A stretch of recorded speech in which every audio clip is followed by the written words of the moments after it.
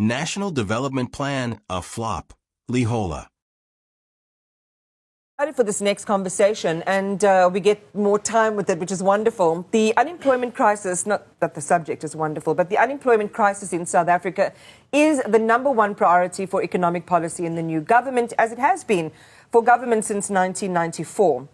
What is less clear and highly contested is what should be done to solve the problem. So today in this special feature, we sit down with a man who knows the numbers well, but who will also give us fresh insights on how to answer this complex question, and that is the former Statistician General, Dr. Lehohla. Dr. Lehohla, thank you for your time this morning. Really, really do appreciate it. So we had this opportunity for Thank you very much. longer and less rushed conversation, because I know you hate I'll need 2 hours. Listen, we negotiated at least 30 minutes, so we're lucky there. Okay, we've broken it up into 4 sections, so I want to work through them quite methodically.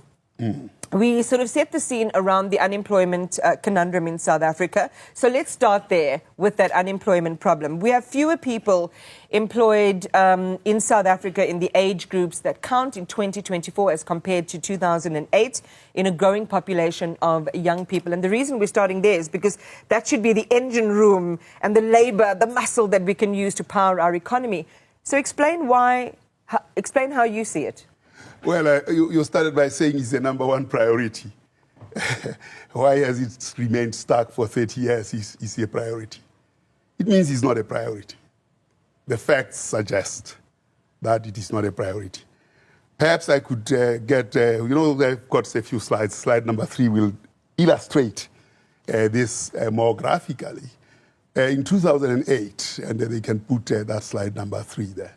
In 2008, there were 4.8 million people employed in the age group 25 to 34, 4.8 million. In 2008, there were 1.6 million people employed in the age group 15 to 24. Fast forward to the last quarter of this year, the third quarter of this year. So the third quarter of this year, the numbers are 4.7 million for those who are 25 to 34, and remain 1 million for those who are 15 to 16. It's gone down. So now, can you tell me that then youth is a priority in terms of employment? Or is employment a priority at all? Is unemployment, dealing with unemployment, a priority? It is not.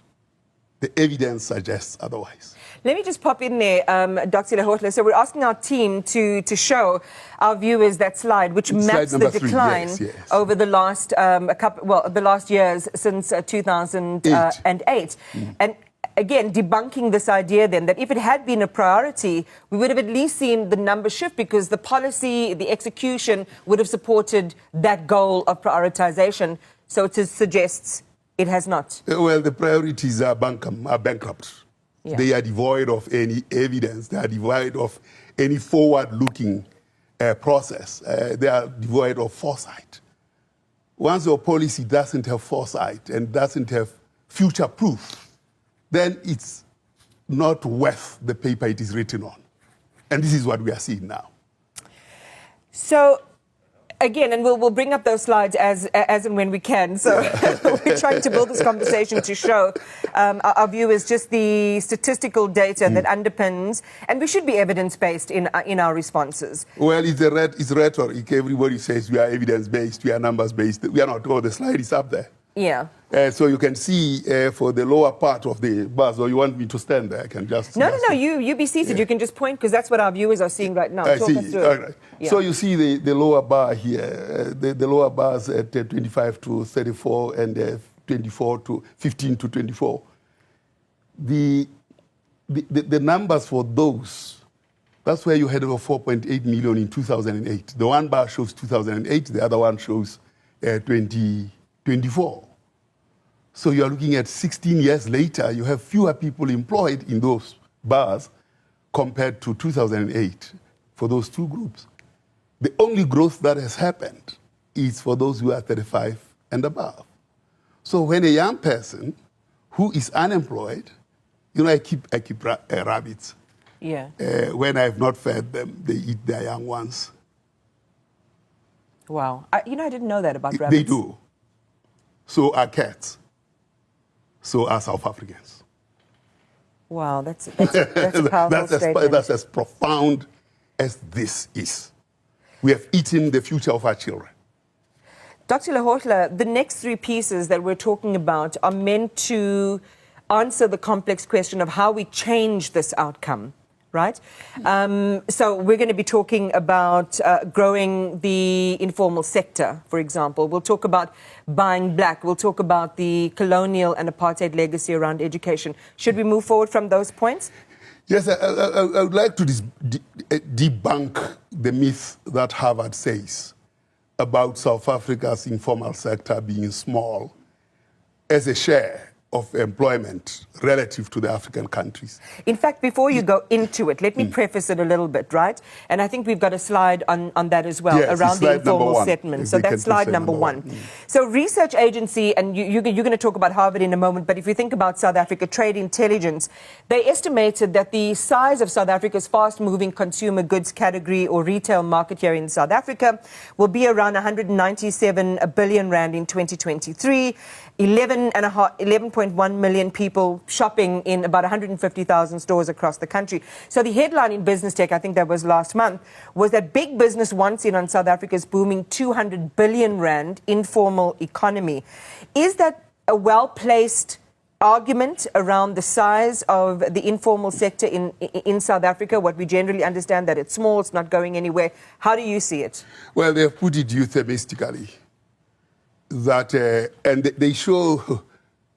Let me put the Harvard argument first, okay, and then we'll come to this issue, which glorifies what big business is doing, which is going into the informal sector, small as it is. If you look at the graphs, the graph that they just removed on informal sector, if you can bring that graph again, because it compares the size of the informal sector of South Africa relative to that of the African continent. In South Africa, it is smaller. But the solution is not to increase the size of the informal sector. The key problem is concentration by monopoly capital.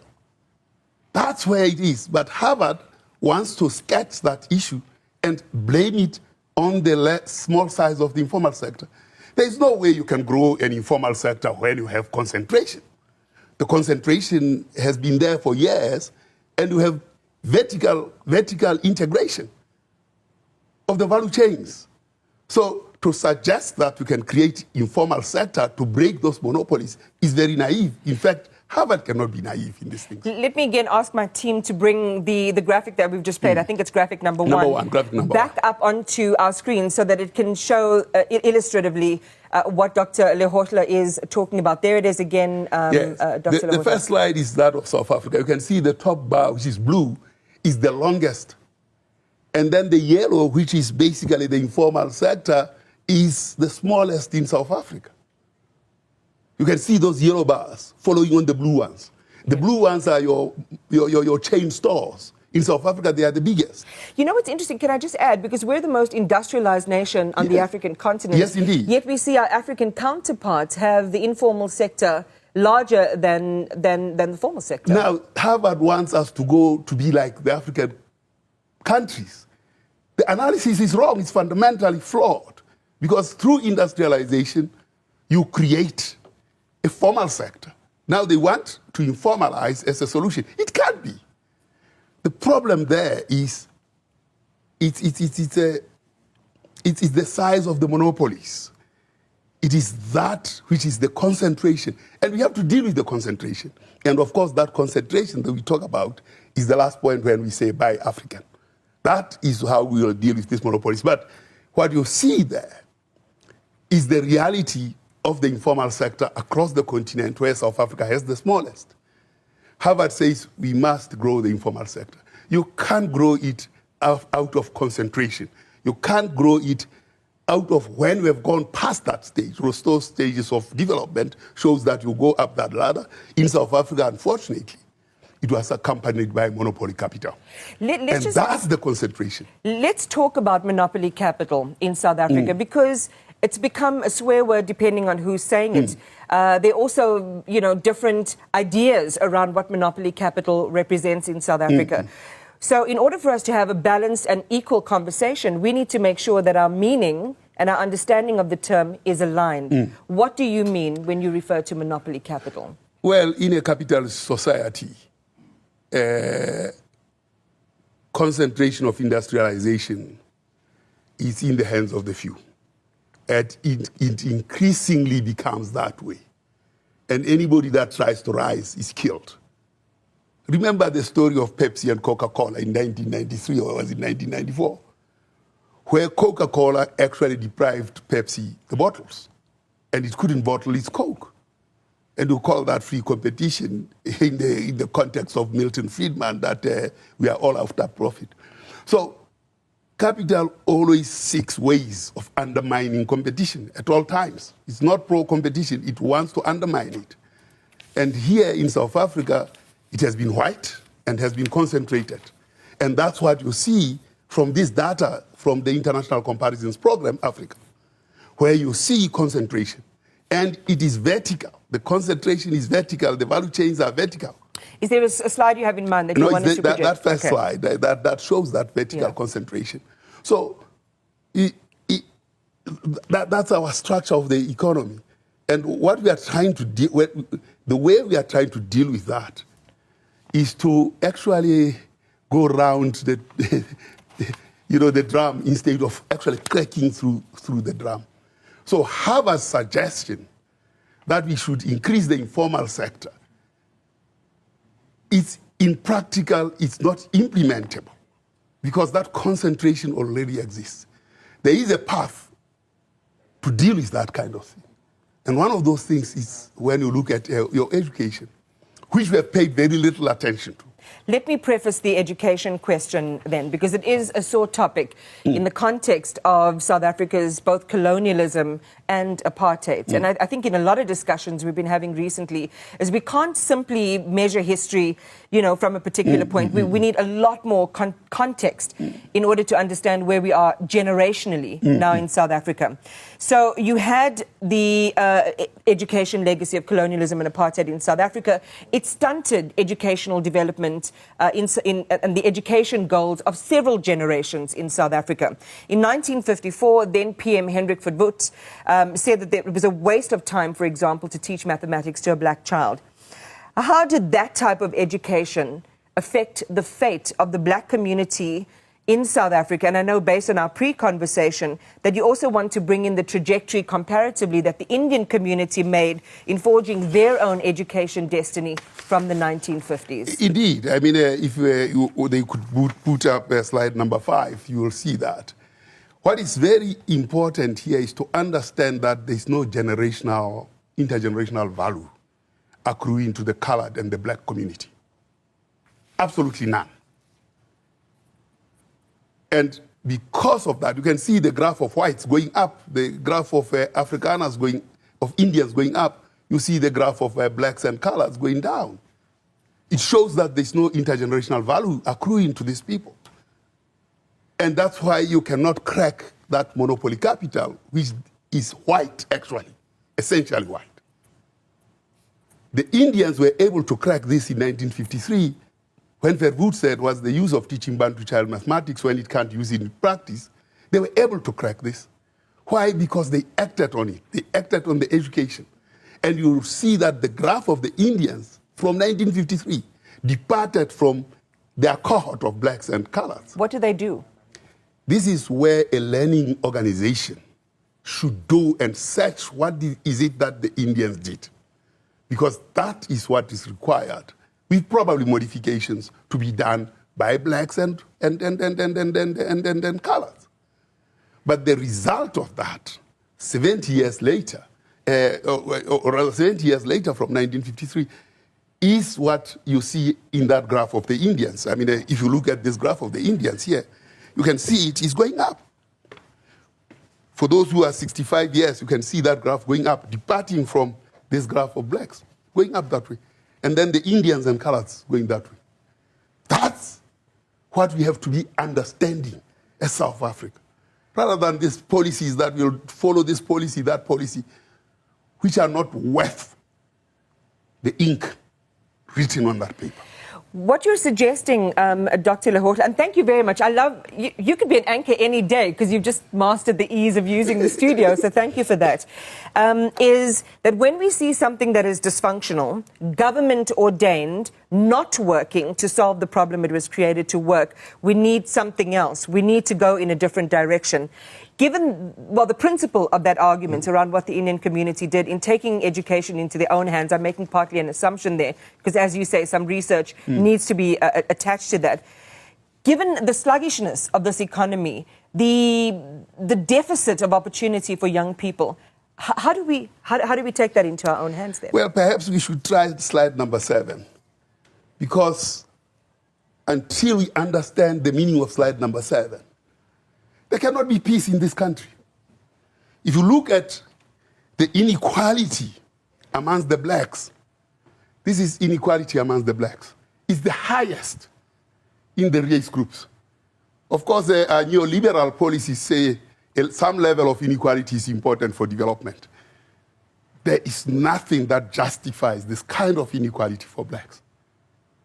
And what happens is those who are like myself, who have gotten some education, we are responsible for this inequality, and those who got BEEs, because a few of them got that and left the masses poor and hungry and cold. This level of inequality in South Africa, with this level of inequality, you cannot have peace. Well, particularly amongst one race group. This is the inequality amongst whites. These guys managed to drink their wine and whiskey without fighting over Mkompoti here. So this is the problem, and that problem, it's anchored in education, it's anchored in this neoliberal policies that we have followed. And this is not going to change. Okay, so let me put it to you then, this particular perspective. Black ownership of businesses in South Africa, I think this is 2022 is the last number that I've got, 30%. We are the most industrialized nation on the continent, we've said that already, but we can't command majority ownership. How is this possible when more than 500 triple BE deals worth more than 600 billion rand aim to facilitate the transfer of ownership to black people? That's what has created that level of inequality amongst blacks. That is its effect. And now generating lack of peace amongst black people. It is too small. It is a pick and choose. It is not a national movement. It is not well designed. It is not well thought through. It doesn't have future proof. Because if we future proofed that, we would have seen that its effect will be that one. So when you don't have future designs, design thinking and systems design, go to government, go to the president's office and say, show me your planning system. He doesn't have it. What does it look like? What should it look like? A planning system should look like minus apartheid. You know, when a man by the name of Paddy, I forget his surname, when we got into government in 1996, and I was at Stats SA, I just joined from Bophuthatswana, where I headed the statistics office there for over 13 years. He said to me, you know, I have this system that Pig Bota was using to plan. I don't know where I should take this. Can Stats SA inherit it? Mark Ockett had already said no, who was my head of office. I also said, you know, this thing belongs to planning. It doesn't belong here at Stats SA. We didn't have a credible planning system since that time. Of course, President Mbeki had this PICAS, Policy Coordination and Advisory Services, which was trying to recalibrate that from 2002. But when Msholozi came in, he started this National Development Plan, and then the National Planning Ministry, whatever it was called. Then there was the other one, which was evaluation. And then there was economic planning. That didn't fall under planning. So it was distribution of loyalties Right. instead of actually going into a systems-based thinking. Yeah. That's why the NDP has been a serious flop. I mean, nobody bothers about it. Just as the IDP, nobody still bothers about it. And we've had several iterations. Well, of how to move. for that, let's be more dramatic about it and go to slide number, slide number 10. We can be very dramatic about it. So, you see this road moving from the RDP. Let's have you stand on the other side, Dr. Lehohla. The RDP, GIA, NGP, or rather, as Giza NGP, NDP, the 9-point plan, the 14-point plan, which was part of the 9-point plan, now the ERRP, and then the district development model, and master plans. We're good at plans, hey? Not worth the paper they are written on. So you don't get surprised when you get the results. Right. The results we are getting are the results we planned. This again, and I really wish we do have the opportunity to do more on this conversation, because for me it is just, it's provoking so many other thoughts and lines of questioning that I want to engage in, and maybe we can set that up in the future, because if I'm enjoying it, I'm hoping that our audience is enjoying it. A big call, because this is the note we want to end on, the big moral call you're making, Dr. Lehohla, given all of this and the can-do-ness that South Africans must engage in now, is for black people to create our own wealth. You ask why we are withholding our money. You ask why we are looking for someone to save us. How, in your opinion, are we missing the opportunities to create wealth when the environment doesn't seem to be conducive for wealth creation? How many minutes do you have? Because I think I need one more slide. We can do. We'll give you 4 minutes Let's go to 6. Slide 6. Because slide 6 is the most telling slide. You see, this particular slide tells a tale of what has happened since 1994 to 2016. I could reproduce this slide for 2024. You can see how this part of colors and blacks got stuck through time. You can see how that slide grew. You see, that's growth. And who does that represent? That's white, and this is India. Right. And Indians are catching up. And why are they catching up? Because they did something in 1953 when Verwoerd did what he did. Now you can see how these... So blacks are stuck, the gramophone. Yeah. And they play the record when it has a groove. Mm. This is what is happening to the colors and the blacks. This is the people that are skilled in the workforce. The proportion of the skilled in the workforce as a proportion of their own population group. It's stuck. When it's stuck like that, it cannot go forward. Absolutely not. And this is what has been the return for democracy. It was not only democratic dividend, it was also a demographic dividend. For blacks and colors, it's been disaster. So given that we're stuck in a rut, and I heard a profound saying many years ago, Dr. Lehohla, that the only difference between a groove and a grave is depth. Absolutely. And when we're stuck like that, that means we're dying. There's no growth, there's no development, we're not going anywhere. So take us back to the concept then of how we activate ourselves in this context. Well, there are a few things that have to be done. Our policies must have future-proof. And future-proof is what? Business, when it plans, it says, I'll make profit in year 20, right. 2027. And then it goes to the market and says, here is the evidence of such happening. Now, in government, you don't have that future-proof. What they are hoping for after thumb-sucking is that growth will be better. I mean, if you think about Treasury saying that we'll grow by 1.1% this year, and the first quarter of the year was 0% growth, the second quarter was 0.3%, the third quarter was minus 0.3%. Sure. So it's zero now. Yeah. Can you get 1.1% growth in the last quarter? No way you can get that. So you need to model the future. And based on that modeling of the future, You've got to build scenarios. And those scenarios will tell you where you are going. In terms of the scenarios that we have built and quantified at Indulamete, clearly we said this country is going into Gwara. We have quantified those scenarios and we could show what set of policies were driving us into the Gwara scenario. Just so that in Klamati, so they basically yes. they scenario forecast South African. I think the weaver bird and all of these birds. Yes, the one that the president quoted. This is the review of those scenarios. Right, exactly, and they encapsulate it in this bird metaphor. Yes, but absolutely. It really creates a good idea for where we will end up in South Africa. So I encourage our viewers to go and have a look at that. I've got to leave it there, but Dr. Lehohla, I just want to appreciate you coming in and sharing just these little nuggets of wisdom. I hope our viewers have enjoyed it.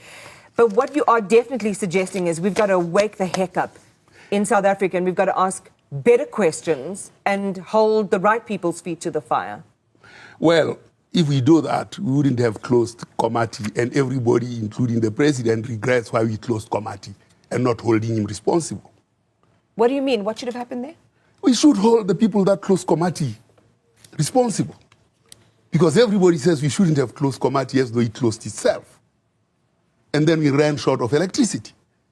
This is the kind of society we have become. Absolutely idiots we have become. We are backing at the moon instead of holding those who have to be held to account. I mean, I was driving from KwaZulu-Natal, the drought that is coming.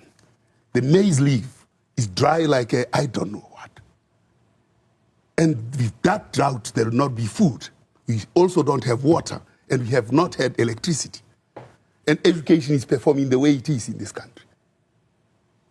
So one of the things that we are suggesting is we have to start buying black, because when we do that, we will be tapping on that monopoly capital that has verticalized itself and exploited the black buying power. But how do we do that? Are black products and services available in every sector? When you do that, you start your own. And where's the money going to come from? It's not a matter of money. It's a matter of coming together and doing what is right. Because what we have followed through at the moment has yielded the result we have seen from 1994 to 20, and it's left the black people in the same group. Are we going to do that for the next 30 years? Are we going to do that through the government of national unity, where the policies are the same as the ones that preceded the government of national unity? This is the dilemma that we have. Thanks for watching. Share, like, and subscribe.